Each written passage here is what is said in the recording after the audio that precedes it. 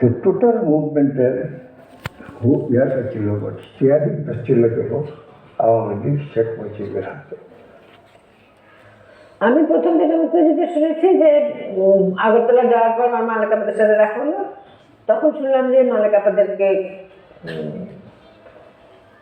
মানে বাংলাদেশ থেকে ঢাকা থেকে নরসিংদী তো কাপাসিয়া নেওয়া, তারপর ওখান থেকে আগেই দেওয়া, এই কাজটা মানে শহীদুল্লাহ ভাই মানে পুরো একটা গ্রুপকে নিয়ে গেছিলেন।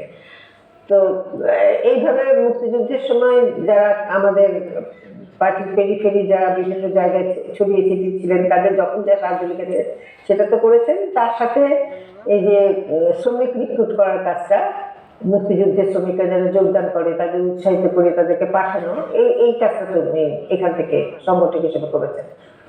এর ঐতিহাসিক ব্লেন্ডার, কারণ যে পার্টিটা মানুষের জনগণের পার্টি হিসেবে দাঁড়াইছিল ন্যাশনাল পার্টি, যে কমিউনিস্ট পার্টির মানুষের অনেক অত্যাচার সহ্য করে লড়াই সংগ্রামের ভিতর দিয়ে একটা শক্তি হিসেবে বিকশিত হয়েছিল, তখন শ্রমিক অঞ্চলগুলা ডেমরা, আদমজি, নারায়ণগঞ্জ, চট্টগ্রাম, একচেটিয়া, পাটকল, সীতাকল, রেল, নৌ পরিবহন, গুরুত্বপূর্ণ সমস্ত ইউনিটগুলা কমিউনিস্টের সাথে যুক্ত।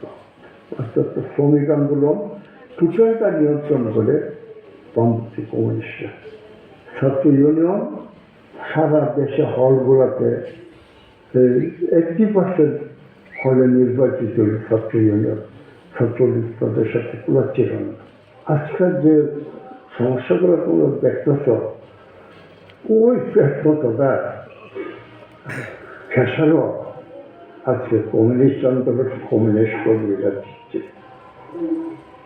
এর আগে তো কোনো বিভক্তি ছিল না, একটা পার্টি ছিল, শক্তিশালী পার্টি ছিল।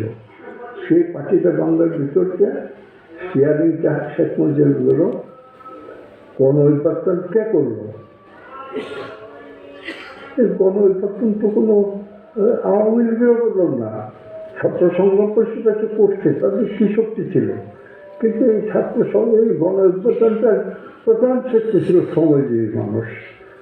আমরা যদি সেদিন আদমজি, ডেমরা, উত্তরগোলা, পেঁয়াজগাঁও, সমগ্র শিল্প অঞ্চল বাইরে আমরা না দেখতাম, হরতালে যোগদান দিয়ে যদি ঢাকা না উঠতাম, তাহলে গণবিভাজন হতো।